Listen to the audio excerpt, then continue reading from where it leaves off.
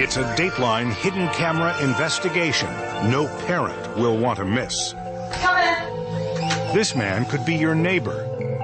He thinks he's at this house to have sex with a 14-year-old girl. Sit at the counter. I gotta finish getting dressed. He met her just hours ago in an internet chat room, the kind your kids may visit every day. But he wasn't really chatting with a minor. All right, I'm about to be Mandy. These adult volunteers pose online as kids to catch internet predators. Mandy, and how old are you? Mandy is 13. All these men were trolling the internet, looking for kids, having explicit conversations, and then making arrangements to meet. Wants to take me to an available buddy's house, and... But when they arrived for their date, the young teens weren't there. Dateline was. Correspondent for NBC News. Can't put me on the conversation. Oh, yes, we can. You'll be shocked by who showed up, almost as shocked as they were when Dateline dropped in. Am I going to jail? Chris Hansen with a Dateline hidden camera investigation. Dateline with Stone Phillips will continue after this brief message. And now, Dangerous Web. Here is Stone Phillips. Good evening. Don't talk to strangers. It's a basic rule of safety every parent tells their child. But if there's a computer in your home, it's possible that your children have been talking to strangers. Tonight we're going to show you just how dangerous it can be to let your child surf the web alone, and how quickly a stranger, maybe a sexual predator, can go from chatting with your teen in cyberspace to knocking on your front door. How easily can it happen? We found out in a Dateline hidden camera investigation. We want to warn you, some of what you're about to see and hear tonight is graphic and explicit. Here's Chris Hansen.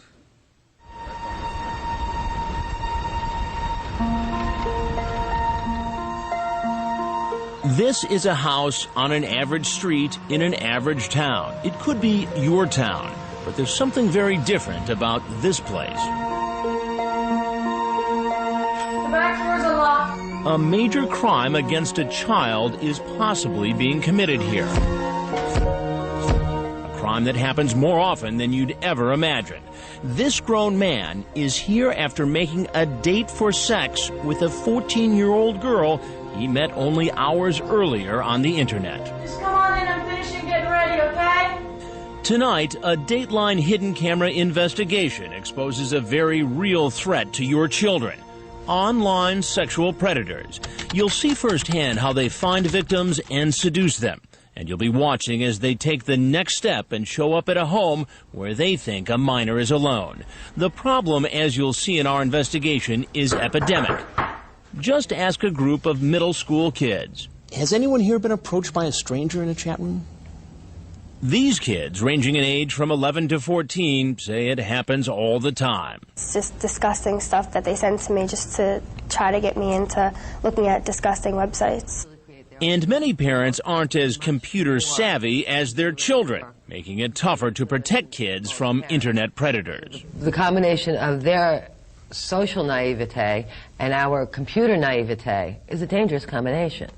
1 in 5 children online in this country has been approached by adults looking for sex, according to a study funded by the National Center for Missing and Exploited Children. That large number doesn't surprise former FBI profiler and leading child sex crimes expert Ken Lanning. There seems to be a bottomless barrel of cases. You go out there, and no matter what you do, there just seems to be more and more of these individuals. Internet predators are very good at convincing you that they're your friend.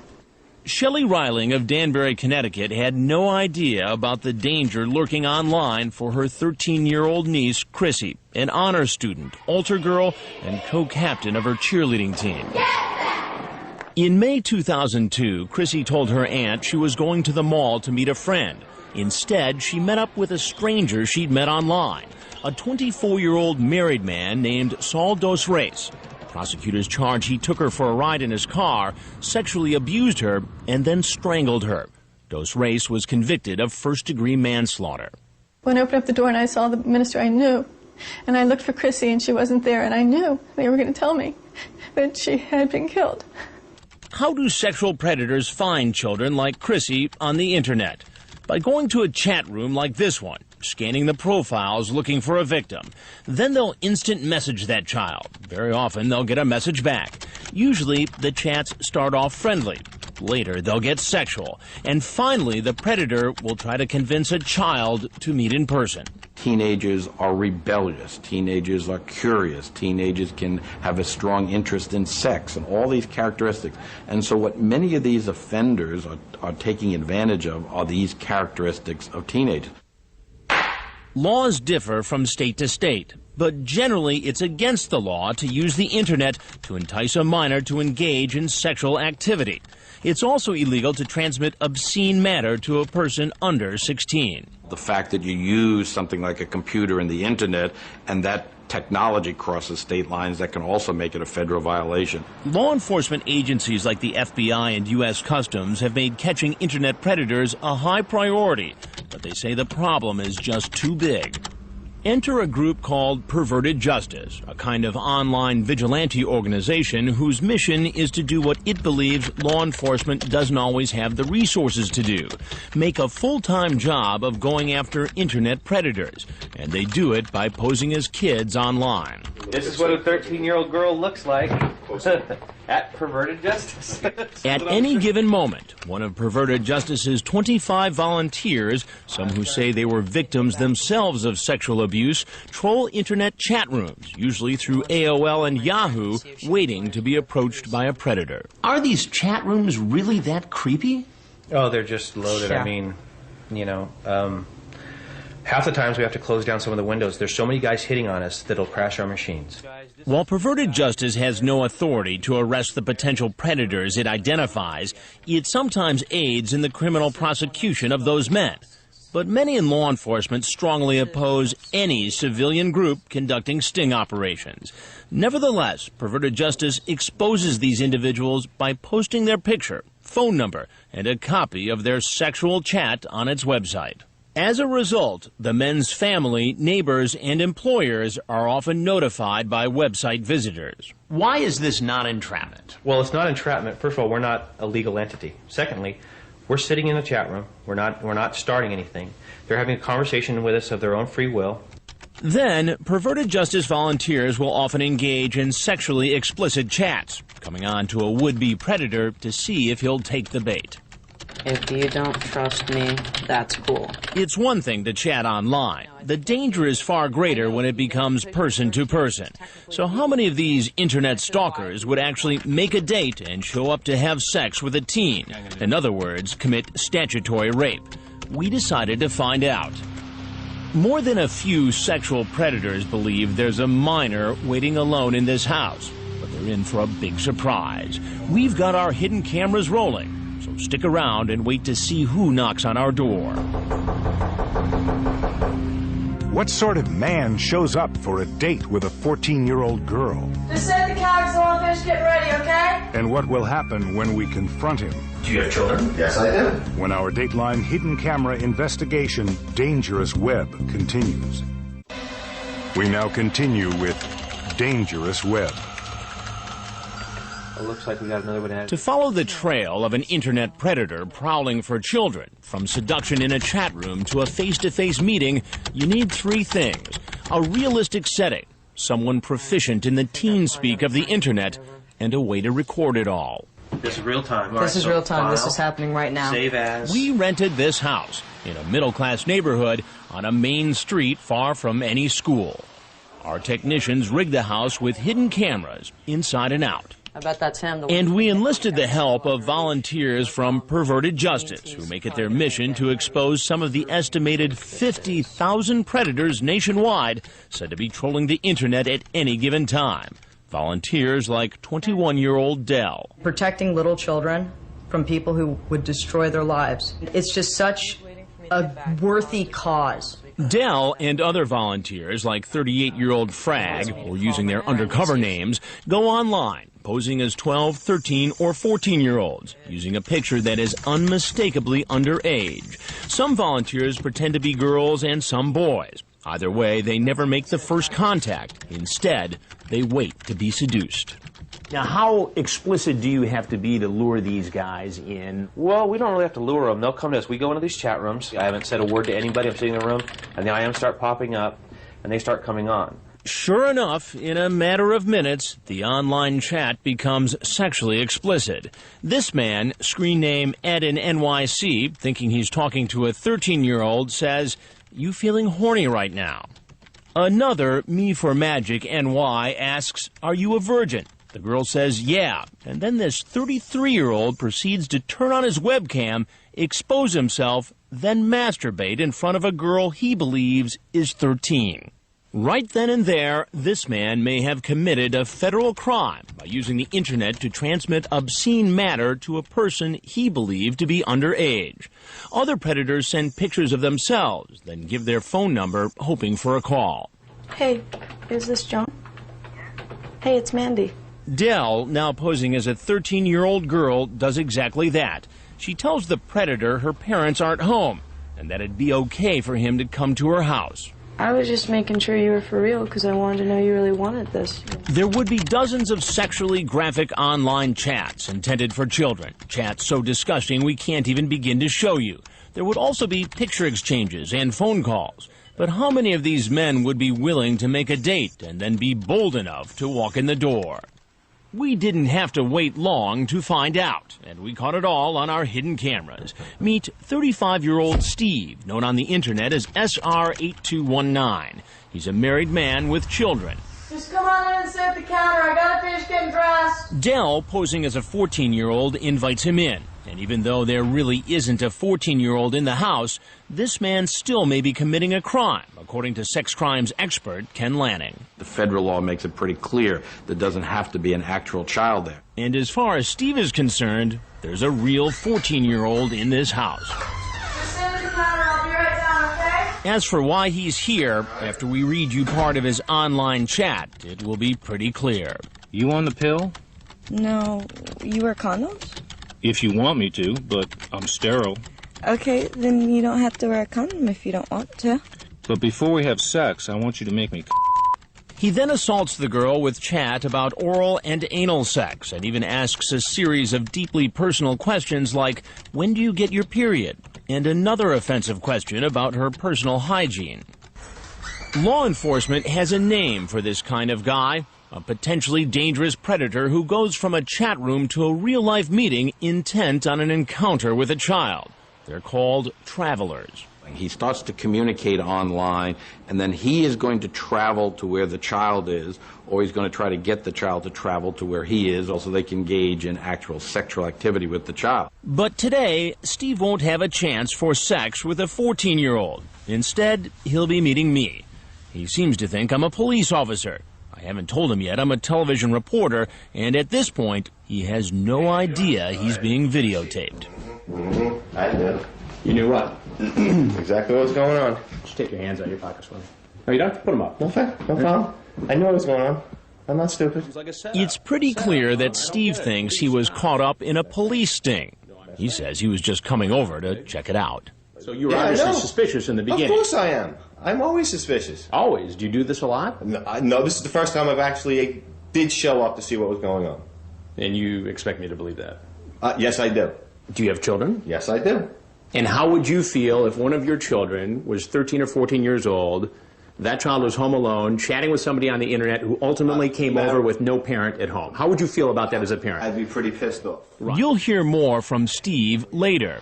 Right now, there's another man walking down our driveway. He's the one who turned on his webcam to put on a little sex show. Now he's in our kitchen. He's 33-year-old Musti, Me for Magic, New York, and he's expecting to hook up with a 13-year-old virgin. Just sit down at the counter for a minute and I'll be down in a second. Just hours earlier, after exposing himself online, he tells the girl he wants oral sex before he takes her virginity.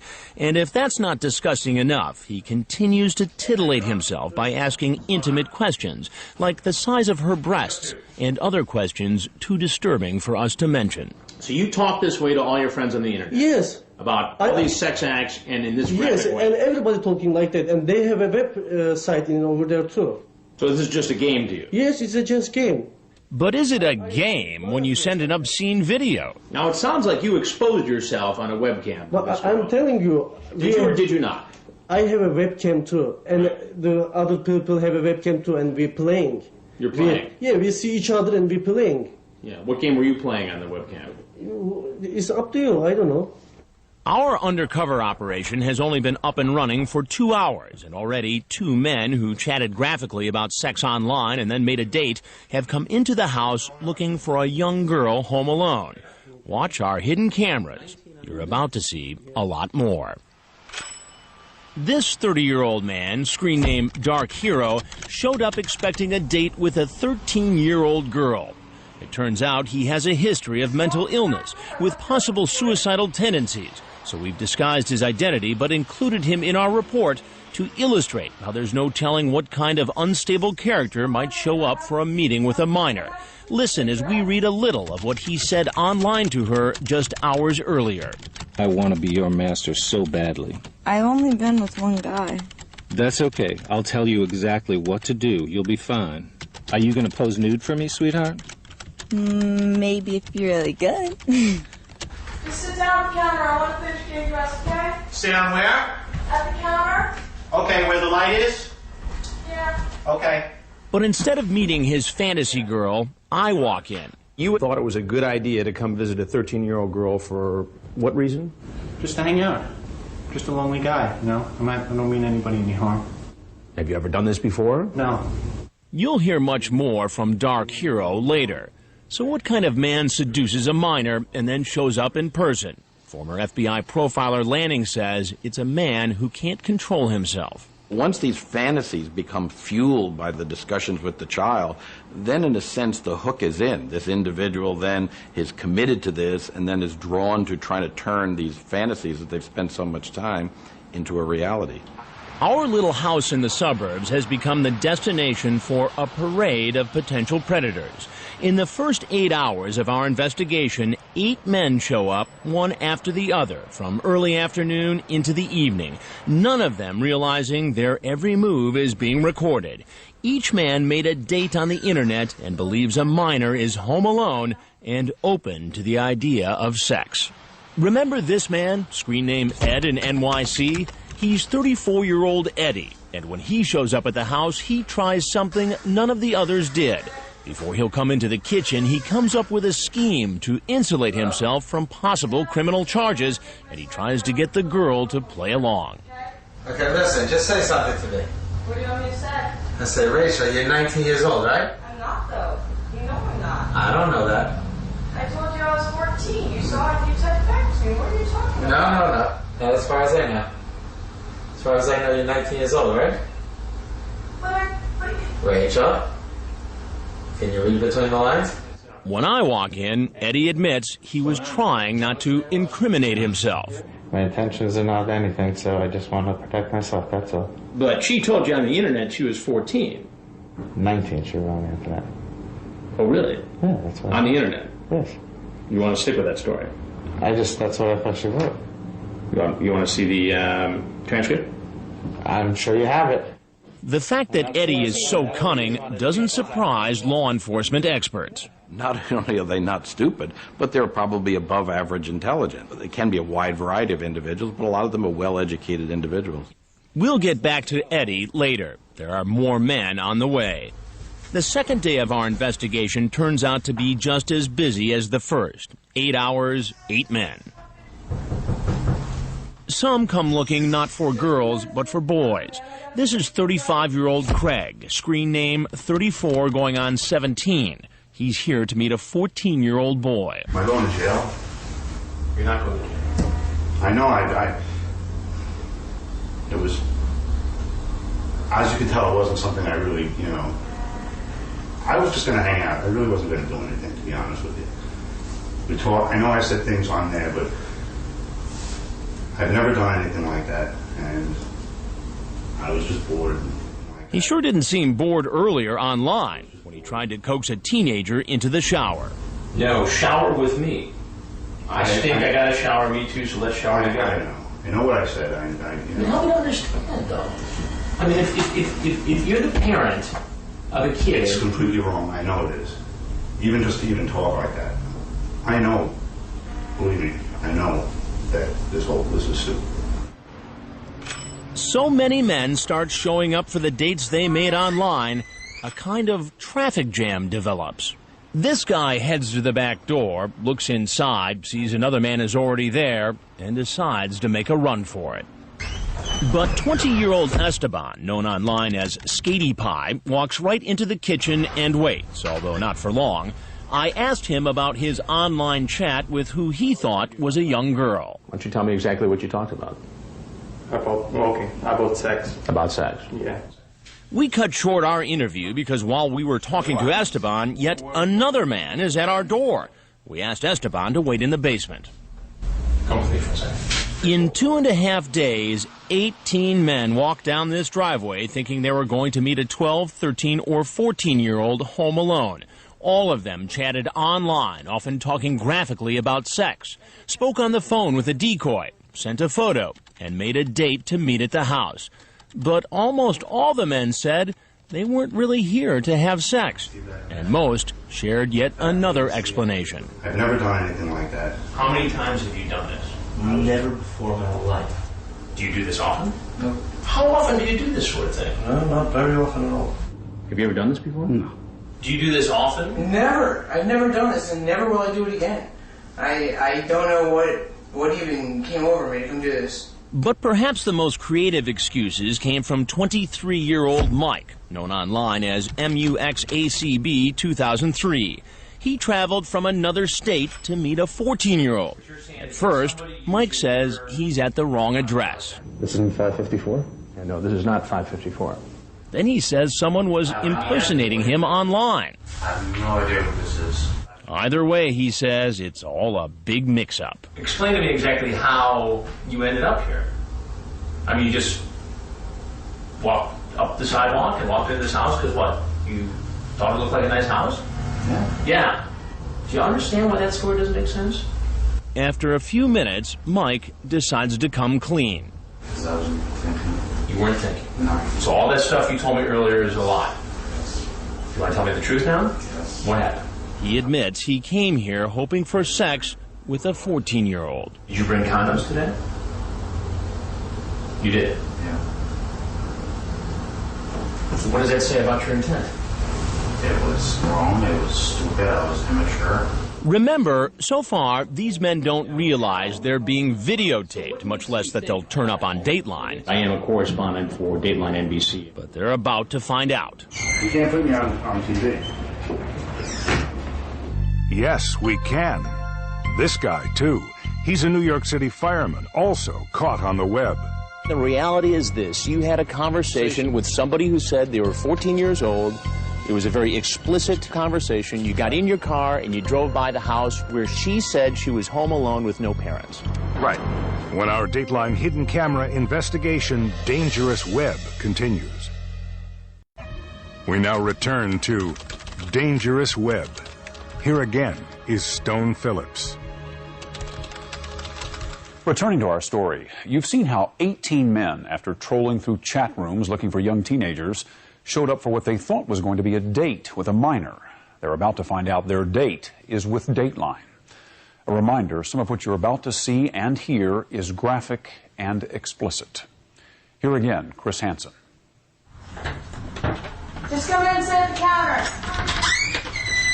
In 2.5 days, most of these men likely broke state and federal laws by coming to this house to sexually violate a 12, 13, or 14-year-old. What's going on?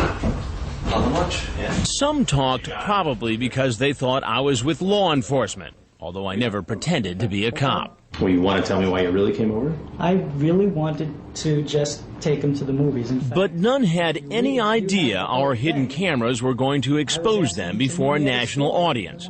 When we told them, most headed for the door, like Steve, the married man with children. I'm Chris Hansen of Dateline NBC, and we're doing a story on grown-ups. Okay. On the internet. Go ahead. I am leaving. All right, go ahead. You know, and you don't have my permission to put me on tape either. I'm Chris Hansen with Dateline NBC, and we're doing a story. You can't put me on TV. But some wanted a chance to try to explain themselves. Remember 34-year-old Eddie? He was the one who thought he'd found a way to cover himself legally. As far as I know, you're 19 years old, right? When I confront him, he's ready with a story. He says he's a TV producer doing research. Where are you a television producer? I work independently right now. Yeah.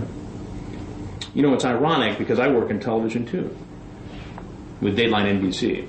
Okay. At first, this television producer appears a bit camera shy, but then he decides to open up. I haven't done anything wrong at all. You go into the transcripts, time and time again, everything that was said. Picture this. Everything. Picture this. You lying back, eyes straddle your chest. It sounds like you were looking to have a sexual experience with this girl, Rachel, who we were talking to on the internet.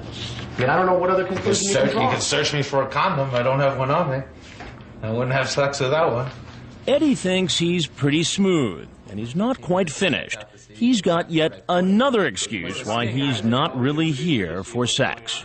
Besides, she's supposedly a virgin, so she's never had sex anyway, so I certainly wouldn't want to be the first.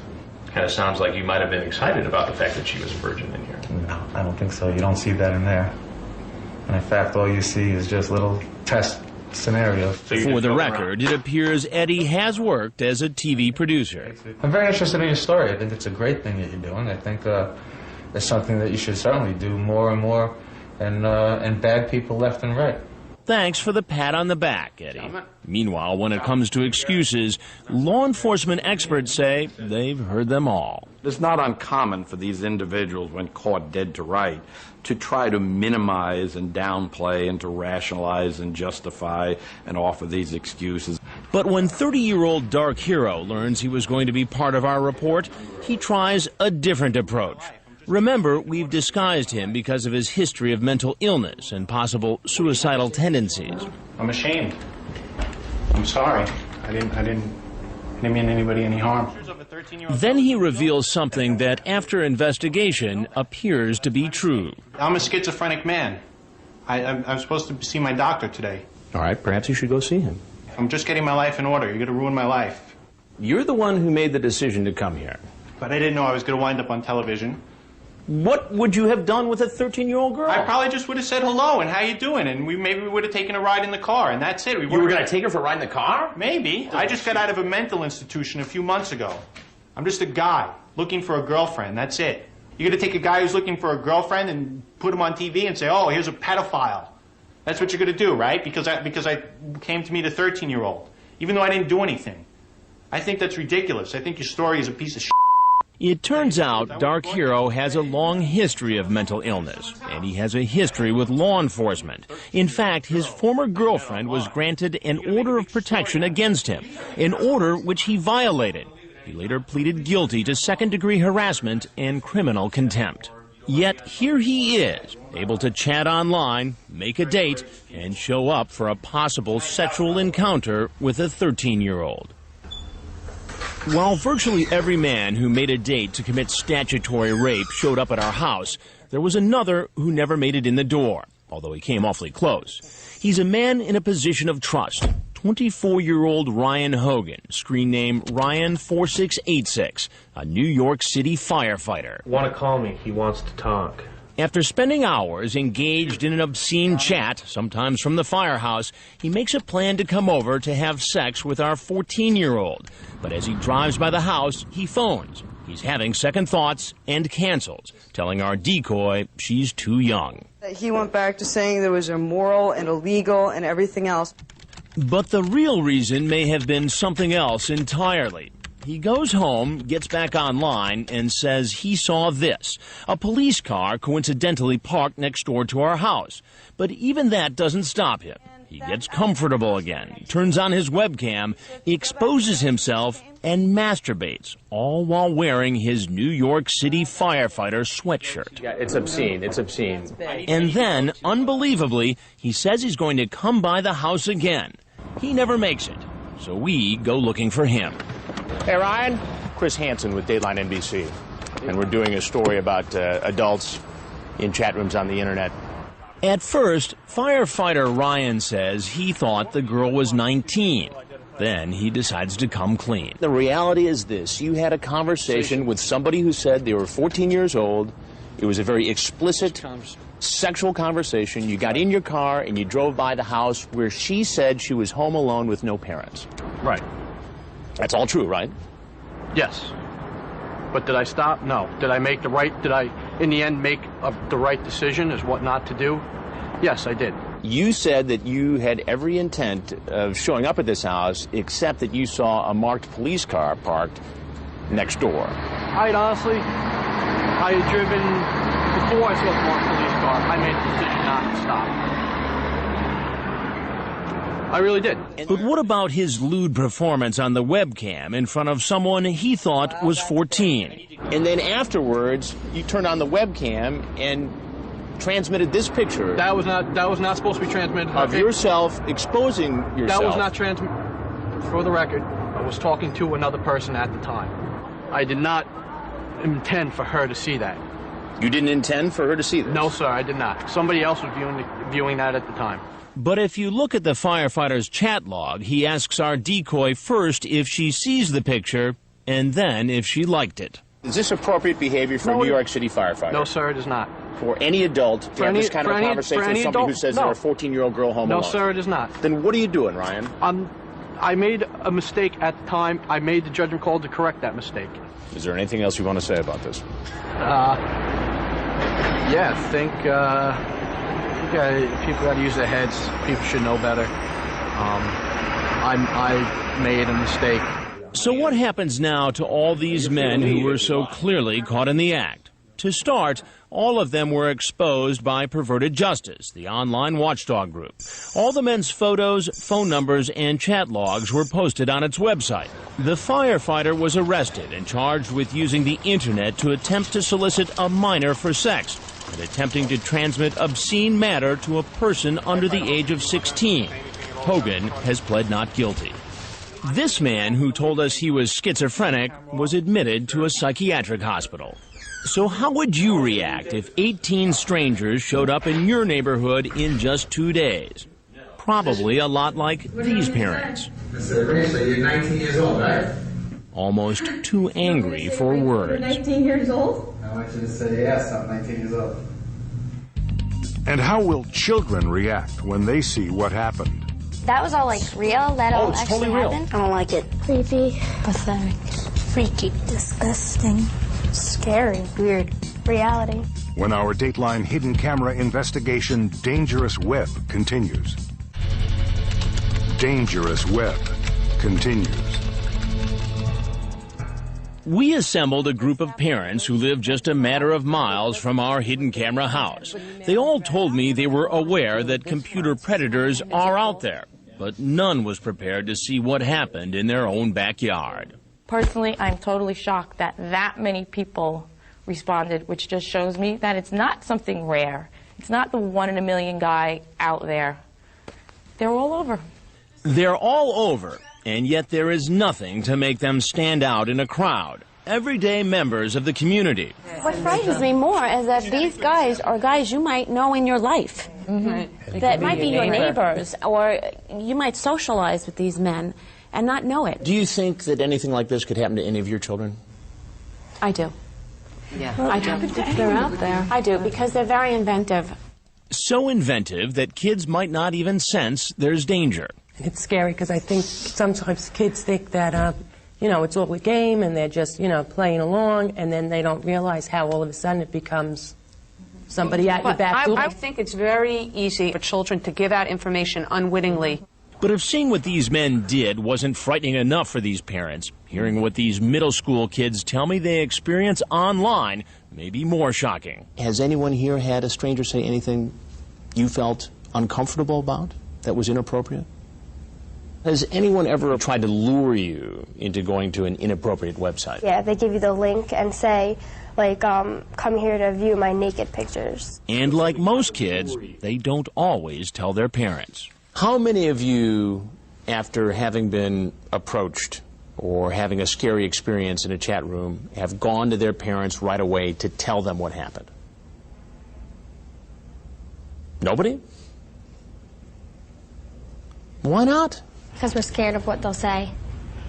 Like, if we'll get in trouble or yell at me or ground me from not going online ever again. There is a disconnect between parents and children here.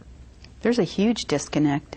Terry Schroeder, founder and CEO of iSafe, a nonprofit foundation that educates children across the country on internet safety, says parents and kids need to work as a team. I do not encourage any parent after hearing this interview to say, I'm getting that computer out of here, because you will severely handicap your child educationally, socially. Instead, Schroeder says parents need to educate themselves about online dangers and create open communication where a child feels safe talking about inappropriate situations online. Take the parenting skills that you use in real life and apply them in cyberspace. It's very simple. If something is going on, talk to your child about it. If your child comes to you, listen to them. Yes. In fact, Schroeder confirms what these kids told us. Most children are afraid to tell their parents about scary encounters online. If they go tell their parents may not believe them, and then now they're going to get in trouble. And 9 times out of 10, what we tell the kids and what we tell the parents, it's usually not the kid's fault. They're innocent in this. Kid is a victim of a crime. Correct. Basically.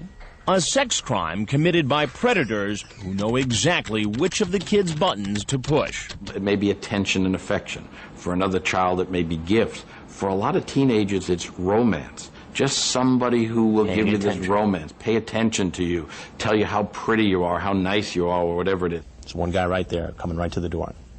These kids thought they were pretty hip to dangerous strangers online, but they weren't such know-it-alls. Once, with their parents' permission, I showed them the results of our investigation. So this is just a game? Yes, it's a just game. That was all like real? That all it's actually totally real. happened? I don't like it. Creepy. Pathetic. Freaky. Disgusting. Scary. Weird. Reality. Wrong. Show your kids that you do care enough and that they will not be penalized if something happens. And also, be willing to learn from your kids. You may learn a lot from them as it pertains to technology. Based upon the fact that we all have computers in our homes, do we then have the responsibility of almost being a spy or a cop to see what the kids are doing on the computer? Yes. I've always done that. But if parents think they can completely protect their kids by installing standard software or setting ground rules, think again. We found ways to bend those rules and stuff like that. So you know how to get around that stuff? Yeah. Have you ever done it yourself? Yeah. Even though your parents have said don't do that? Rules are meant to be broken. Meet 11-year-old Laomi Wright. She's become so good at getting around the rules, her mother is ready to throw out the computer. Let's put it this way, she's not using the computer anymore. When we come back, we'll bring in an internet safety expert to find out just what's going on at Laomi's house and whether anything can be done to help her mother and other frustrated parents protect their children online. And next, how not to have this conversation with your child. The name was like Dog Man or something Dog like. Who was this guy? I don't know. You don't know? When our Dateline hidden camera investigation, Dangerous Web, continues. We now continue with Dangerous Web on Dateline with Stone Phillips. 11-year-old Laomi Wright admits when it comes to the internet, she doesn't play by the rules. Rules are meant to be broken. So you can imagine what her mother, Michelle, a producer here at NBC, is going through. In fact, recently, she found her daughter chatting online with a stranger at 12:30 in the morning. The name was like Dog Man or something. Dog Man? Who was this guy? I don't know. You don't know? Michelle has installed parental controls available through AOL and even downloaded software aimed at keeping the computer safe for Laomi. But still, her daughter has found a way around them. You thought you were being a responsible parent. Right. And doing just about everything you could to make sure your daughter was safe on the internet. Right. Plus, she gave me her word. She wouldn't talk to people that she didn't know, so. In spite of all that, your daughter was still talking to a stranger via instant messaging. Right. It's pretty scary, I can tell you that.